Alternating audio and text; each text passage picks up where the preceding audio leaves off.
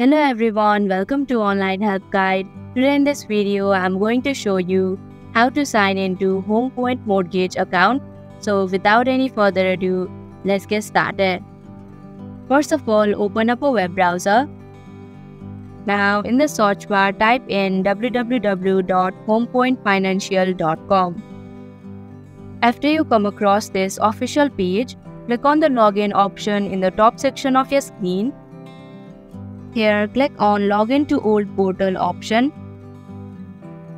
Now, enter your email address associated with your account and your valid password. If you do not remember your password, then you can click on Reset Password link. Also, if you do not have an account yet, then you can click on Create Account link to make one. Finally, after entering your details, click on the Sign In button to proceed. And that is how you can sign into Home Point Mortgage account. Thank you for watching Online Help Guide. Hope this video was helpful. If it was, then hit the like button and comment down if you have any questions or feedback. Also, if you are new to our channel, subscribe and hit the bell icon so that you don't miss our upcoming videos.